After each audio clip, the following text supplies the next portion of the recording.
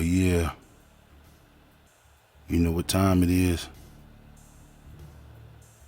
Once again, it's the King'z Subjectz. Haha. I'm back, baby. We back, baby. Together. Riding as one. You feel me? Once again, I appreciate everyone who pressed the subscribe button, pressed the like button. I appreciate you. Thank you. You know, it's been a crazy few weeks for me personally, but I thank y'all for hanging in there and waiting on me. You know, to hit you with one of these super duper ooper you feel me? I had a whole lot of stuff to talk about today, but you know, I think really it's kind of time for me to wind down a whole lot of the general topics and get to my own personal topics. You feel me? And I'm really seeing that there's a lot of movement in the music industry right now.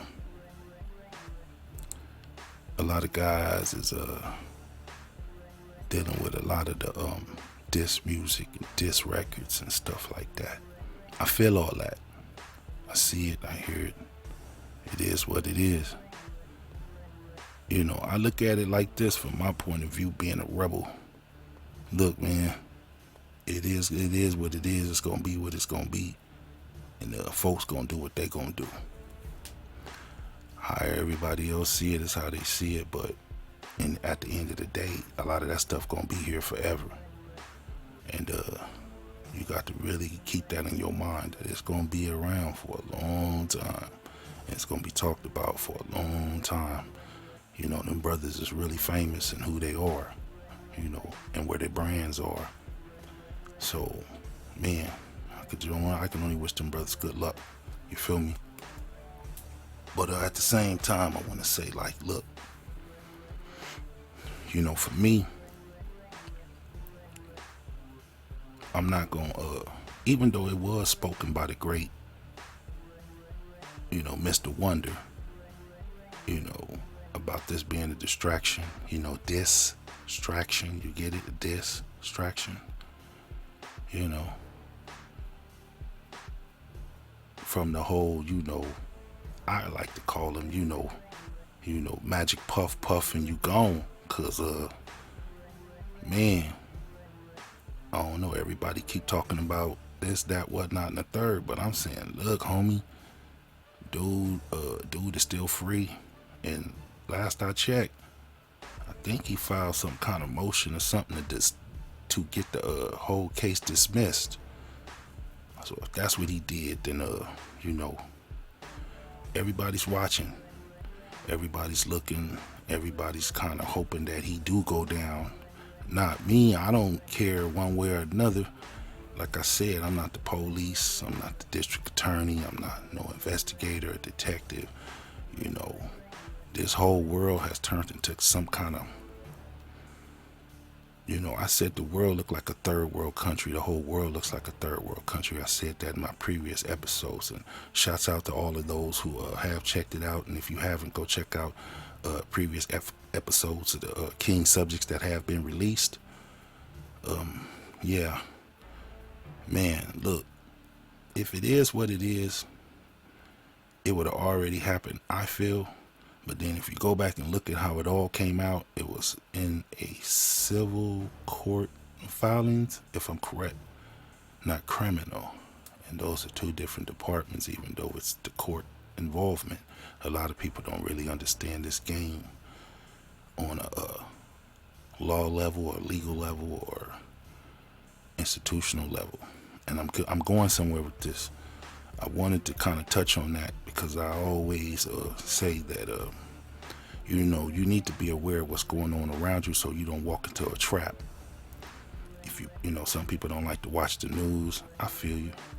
But at the same time, if you don't watch, at least keep an ear out to the streets. That's what we used to say. Remember, keep an ear to the streets. Keep you safe. Won't fall in one of them endless potholes.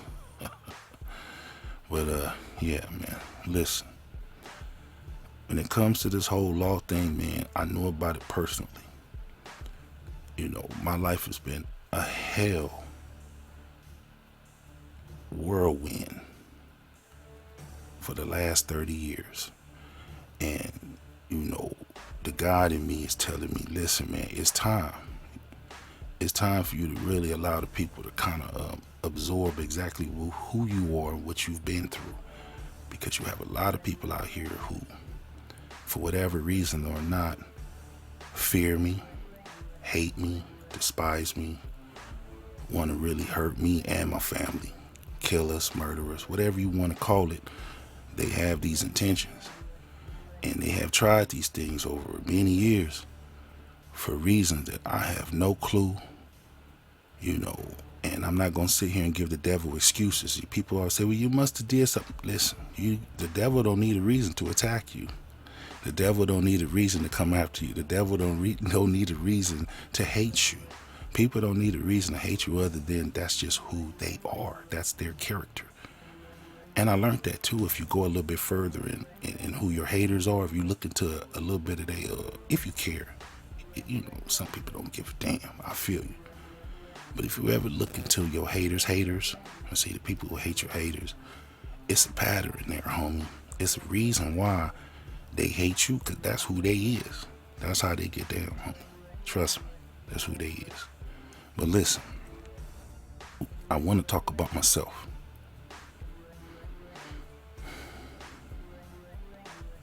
You know, it's been hell on me and my family. You know, so you know who I am.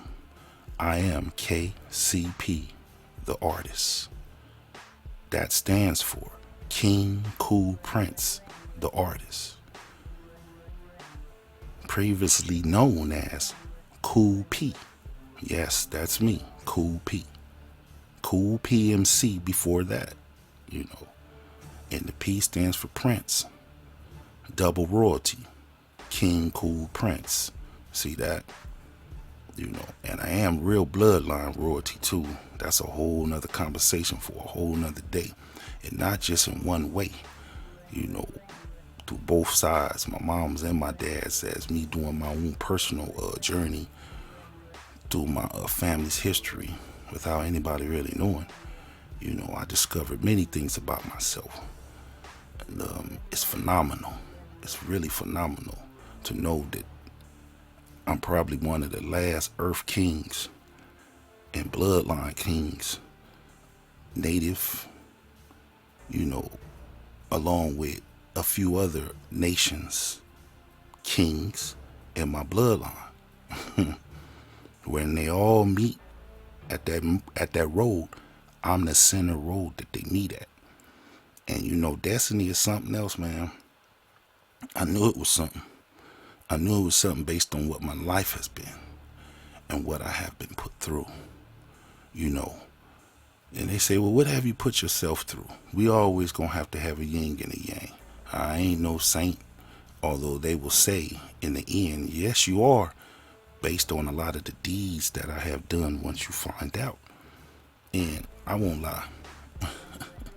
At some point, you know, later in my life, you know, I am 50, but later in my life, as I moved further down the road, you know, I kind of look back and I noticed that a lot of the deeds I've done and have been a part of that has helped out or saved or done some heroic, you know, actions for others, not for myself, for others, have really allowed me to understand that in this world, it's not too many of us left. They do write stories and books and movies about people like me and who have been through things that I've gone through. And I look back on history and I've written a lot of books in my life. Yeah. And I noticed that there's not too many that have lived and gone and survived what I have lived and gone and survived through. And so for me, I want you guys to always know that this is real. So what you hear in the background is real. It'll always be that. We are in the middle of South Central Los Angeles. This is the belly of the beast. And there's always going to be evil around. There's always going to be haters around. There's always going to be something around trying to stop you and negate you from doing something positive and greater for folks around you. You know, I told you I wanted to talk about myself, and this is all freestyle, as you guys can see. Yeah, I have thoughts of what I want to say, but it does not matter, because once I go in, I'm going in, homie, and I'm in right now, and I'm tired of this. You know, most folks will never give me my credit, but let's start at 17. At 17 years old in the city of Linwood. Yeah, I was not a saint, but I was there, man. I was there in that city, man, because I went back to my city, you know. Yeah, I was born and raised in Linwood, and, you know, me, my mom, father, brother, my other brother, you know, my younger sister was just born. We all moved out of Linwood when I was 13 years old, you know. And with that being said, you know, we went to Hollywood. So here's our, you know, story from Hollywood, you know what I'm saying, to Linwood. It starts like right now, you feel me? So like, yeah, you know, my folks decided to move us up out of Linwood and take us to Hollywood. You know, at the time, for me, you know, I was going through a lot in elementary. You know, all the folks that's from Linwood, California, they know about the school Lugo. See, a lot of folks don't know there's a lot of different sides to Linwood. Most folks know my area and my homies from being from one side next to Linwood High in a certain street. Okay, that's that side. Yeah, sure, that's the hood. That's the side that it started at. But where we grew up at in our side is the extension of the hood, which is the borderline of Linwood, which is on Abbott Road, which is right there by Southgate. So our job was kind of like, if you ever seen, you know, well, I don't want to say House of the Dragons, but, you know, before the House of the Dragons, you know what I'm saying? You know, they had the Night's Watch, and those guys had to patrol the border, the ice wall. Well, we like to say we was the patrol of the border in Linwood, because we had to deal with a lot of the folks coming from Southgate, coming from Watts, coming from them other areas over into Linwood past Abbott Road. So that's the side we are, between Imperial Highway and Abbott Road. So we was the Imperial side boys. See it? So it's a whole nother life in Linwood on the Imperial side, which is now where Linwood High is. Linwood High was not on that side.